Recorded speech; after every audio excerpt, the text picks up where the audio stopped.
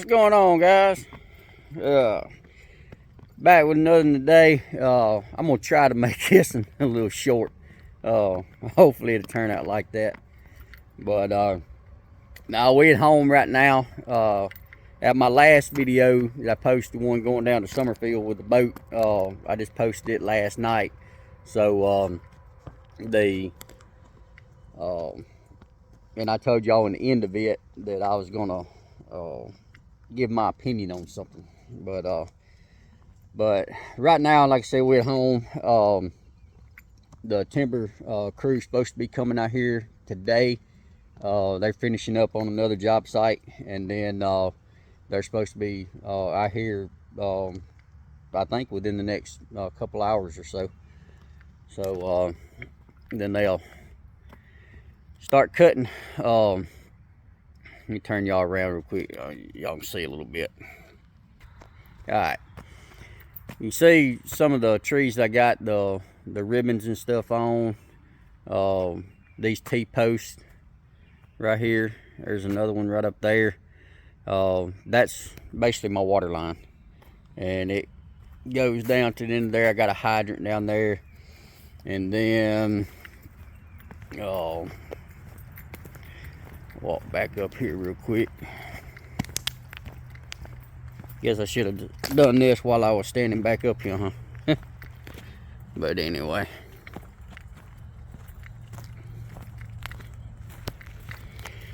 I got another hydrant right there. And then down beside that little white thing you see, it's actually like a fairing, goes on top of a big truck. Got to keep my pressure washer and stuff underneath there. I got another hydrant there.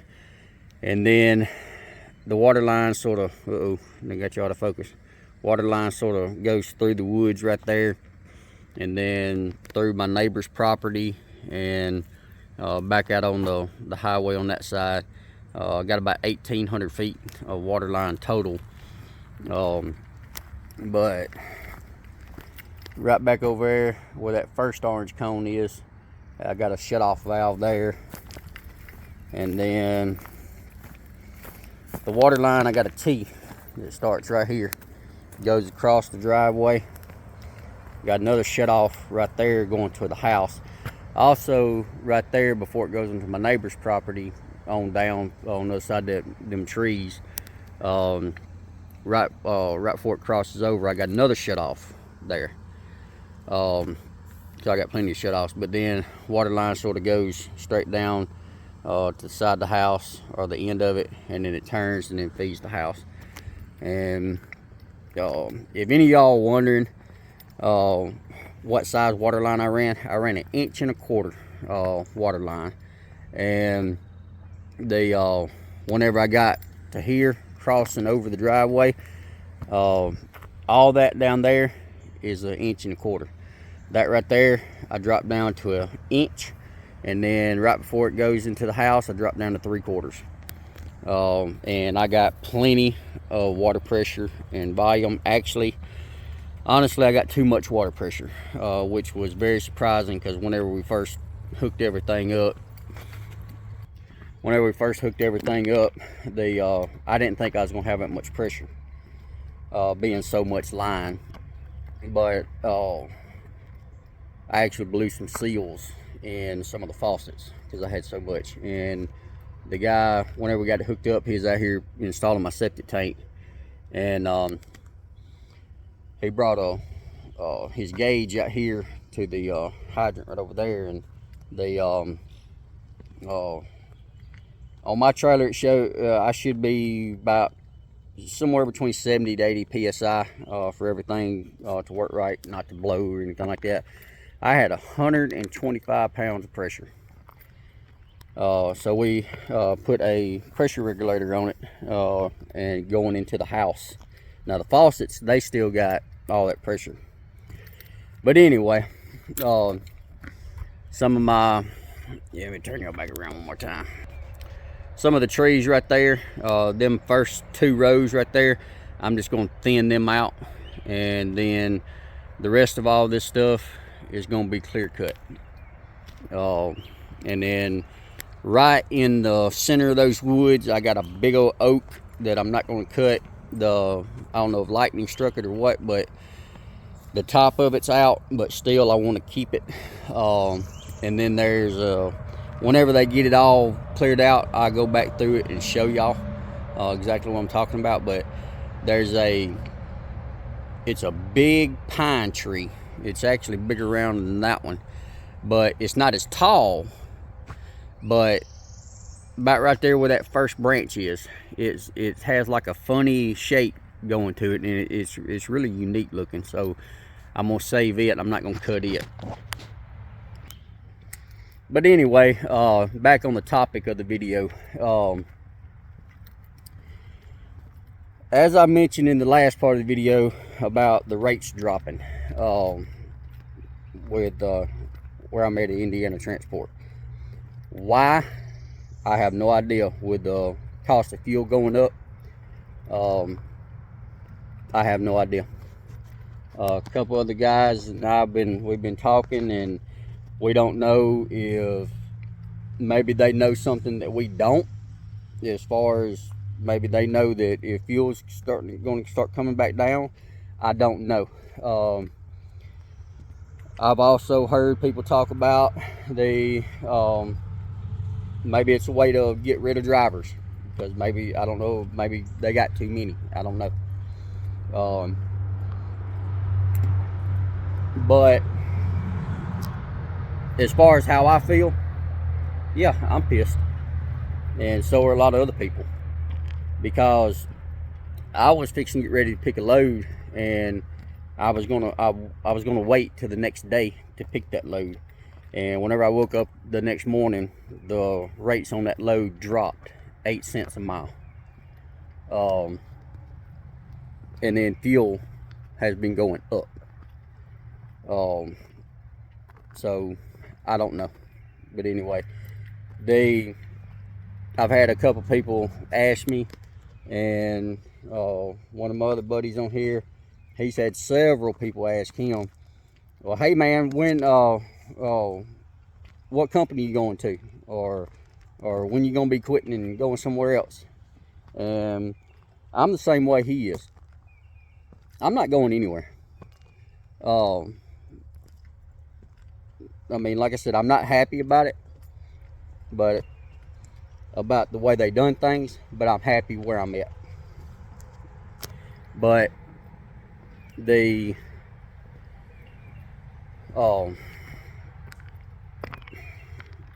one, I've only been here, I mean, a little over a couple months, a little less than 3 months. And I'm not just gonna jump up and go somewhere else, not knowing anything about another company, just hearsay. And just because we're going under hard times. Yeah, some of the other companies, they sit there and they're posting every day of how we haven't dropped our rates, or rates are going up, and we're offering a sign-on bonus and all this stuff. Not always, but to me, if a company is pushing and to try to get drivers, and not to mention, I've seen on some of the Facebook forums, one of these companies that are, like I said, I'm not gonna name no names, but one of these companies that I've seen that's doing all this advertisement and everything, I seen one driver say that, well, hey, we only had 15 loads on the load board. I don't know how many drivers they have, but at the same time, I mean, our rates may be a little bit lower, but we got more loads than all the drivers together can handle. So, but if a company, to me, is continuously doing all this advertisement, sign-on bonus, and all that stuff, trying to recruit new drivers, to me, that tells me that something's going on with that company to where they can't keep drivers. That's just me. So I don't feel comfortable switching over. Another reason that I don't feel, or that I don't want to switch, that I'm happy where I'm at. Right down the road is the contract. They have the contract to where they're the only ones that pull their campers. Nobody else pulls them except for Indiana Transport. And I love that, because that pretty much guarantees me to get home. And then, like I said, that's one of my main runs that I do pretty much all the time. The other reason, the self-dispatch load board, which I've mentioned that several times. I love that. I hate having to call in and be put on hold and for God knows how long waiting to speak to a dispatcher, and then they're not going to tell me what loads they have. They're going to tell me what loads they want to be moved, and it may not be where I want to go. So I like being able to look on that load board and see where I want to go, where I don't want to go, and compare however many different. I mean, I get on the load board and I'll look at Florida, I'll look at Texas, I'll look at California, I'll look at Mississippi, Louisiana, and I'll compare them and see, hey, do I want to go here? If I do, I pick it. If I don't, then I'll pick something else. And so, and all that's done with just a click of a button. And so I like that. And then the last thing is that, like I've said in one of my previous videos, grass is not always greener on the other side. If it is, it's usually fertilized with bullshit. So, but anyway, like I said, as far as dropping the rates and stuff like that, the way they did it, I don't agree with it, because I know whenever they raised the rates, whenever fuel was going up, basically all the loads that was already on the load board, they left them the same because they had already been bidded on. And then the new loads, they raised the rates on those. Well, what they did this time, and the part that I'm not happy about, and so is a lot of other people, that all the loads that was already on the load board, which was technically already bidded on under the rate that was higher, then they dropped the rates on those. So to me, that tells me that that's just them putting extra money in their pocket and hurting us drivers, the ones that keep them in business. That's the part I'm not happy about. As far as people talking about that, maybe it's a way to sort of thin out the number of drivers they have. If that's the case, then great. But don't be hurting us good drivers to lowering the rates and hurting us just because you want to thin other people out. There's a different way to do that. I mean, you're supposed to be a $1 billion company or whatever, then you should know that. So, and I hope somebody's on here from Indiana Transport watching. I really do. Because I'm speaking for everybody, not just me. I don't know. But anyway, that's my opinion. And that's how I feel. And those of you that have been on here following me and everything, I pretty much speak my mind. So some things I sort of hold in and everything, and sometimes it comes out a little bit different, but for the most part, my finger's in the way. Sorry about that. But for the most part, I speak my mind. But anyway, we're gonna get on off here, and I've been out here this morning trying to mark where the water line is, and because they don't really want to. The water line's buried about 2.5, 3 feet deep, but I don't think it'll hurt anything them driving across it. but they are concerned about, especially if they get into a soft spot going over it, that it could compress it down and end up busting it. And I sure don't want that, because I don't want to be out here with a shovel trying to dig through this clay and everything with down 2 or 3 feet repairing the water line. So there's really only one place that they have to get to cross the line, and what they're going to do is they're going to pick one little path and they're going to drive the cutter across it. He's going to cut the trees, then he's going to lay them or fell them or let them fall, whatever, on the other side of the water line, so that way the skidder can just come up and grab them. That way the skidder doesn't have to cross the water line, only the cutter, and he's only going to have to cross it twice, getting over there to them and coming back. So and that was actually the idea of the guy that runs the logging crew. But anyway, yeah, they're gonna be out here hopefully pretty soon, and get their equipment unloaded, and then he said that they'll probably go ahead and start cutting today, and then of course they should be loading and everything tomorrow. So I'm gonna try to get some video of that, of them actually, the tree cutter actually cutting, the skidder dragging, and then the loader delimiting them and loading the trucks. And then I don't know if I've ever mentioned it in one of my other videos, but down close to the gate where you come in the road, all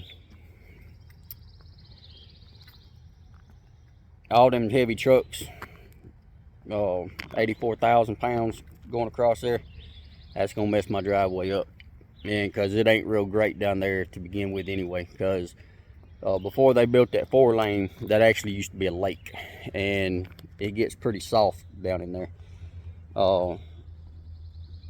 Thankful it's been dry, and down there at the driveway, it stays real good when it's dry. But whenever we get a lot of rain, I've already got 2 loads, 2 18-wheeler loads of this 1.5 inch gravel down there, and during a lot of rain it just keeps sinking. So whenever they get done, I'm gonna take the money, or some of the money from what I get from the timber, and I'm gonna put me a couple culverts down there across the driveway, build it up with some dirt, and then put some more gravel down across it, so, and fix that problem down there. So hopefully I won't have to deal with it again. But anyway, going on 18 minutes. I'm gonna try to keep this short, but actually it is shorter than some other videos, ain't it? But anyway, I appreciate everybody following along and supporting me and everything, and I just ask that y'all continue to do so, and I'll try to get better with some of these videos and put out some good content. Like I said, it may not always be RV transport. Like I said, I got a lot of land here, and so I'm always doing something on it, and so I try to maybe post a little bit with that. But anyway, again, I appreciate everybody's support. But we're gonna go ahead and get off here, and then I got a few more things I gotta do before they get here, and then we'll holler at y'all later. So if y'all don't mind, y'all like, comment, subscribe, share, whatever, and I really appreciate it. So as always, y'all stay safe. Yeah, I'm getting tongue tied again, tongue twisted. Y'all stay safe out there, and Semper Fi.